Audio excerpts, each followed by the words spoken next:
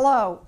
I wish I could be with you in person today for the Point Foundation's annual Scholar and Alumni Leadership Conference, but I'm afraid we're just going to have to settle for video.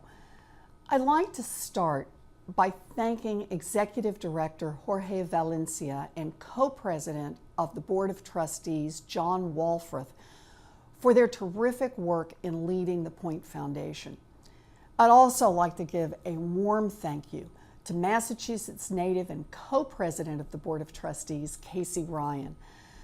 I'm particularly glad to have the chance to join you today so that I can congratulate the 80 full-time scholars and the 23 new scholars in the class of 2014.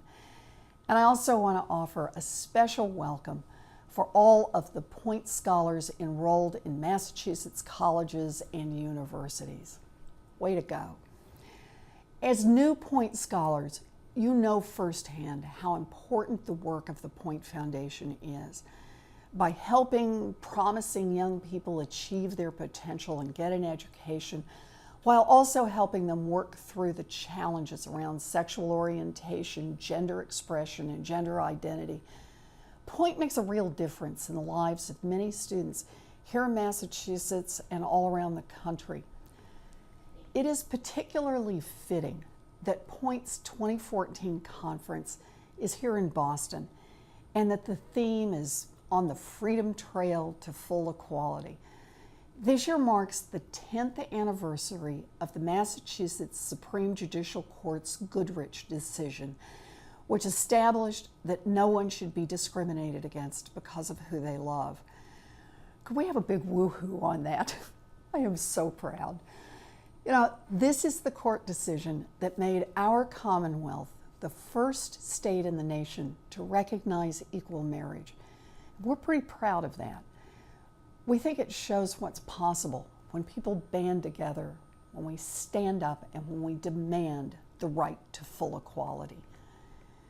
In the years since Goodrich, the progress on marriage equality has been nothing short of remarkable.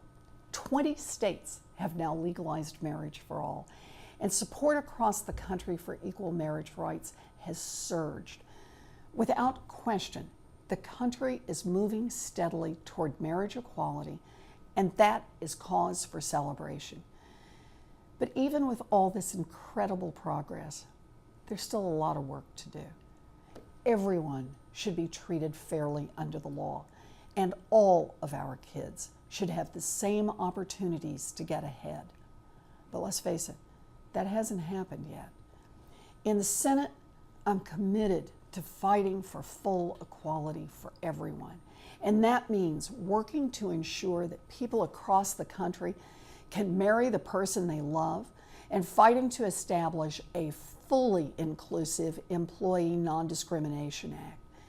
It also means taking steps to create a safe and welcoming school environment for all kids, gay, straight, bisexual, transgender, all kids.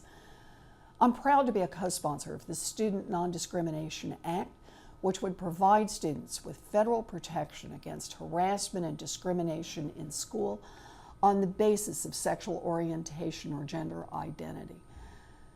Full equality also means making sure there's a level playing field so that everyone who works hard and plays by the rules has a fighting chance to make it in this country.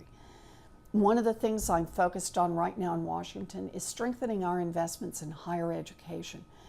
You know, adjusted for inflation, a young person today pays more than 300% of what his or her parents paid just 30 years ago to obtain higher education.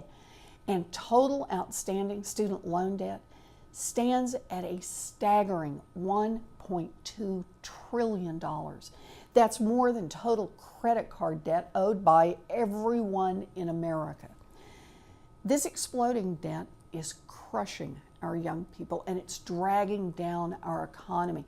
It's keeping people from buying homes, from moving out on their own, from buying cars or opening small businesses. It's keeping them from making the purchases that help our economy grow.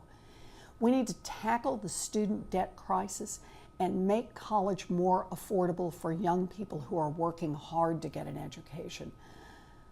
My daddy was a janitor, and I made it through school because I had a chance to go to a commuter college that cost $50 a semester and a public law school that cost just over $400 a semester. I got federal student loans.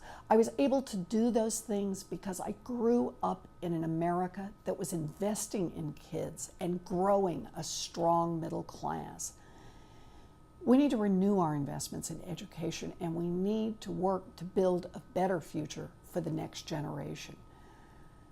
You know, I've already fought and lost my share of battles in Washington, and I've learned Washington is a tough place.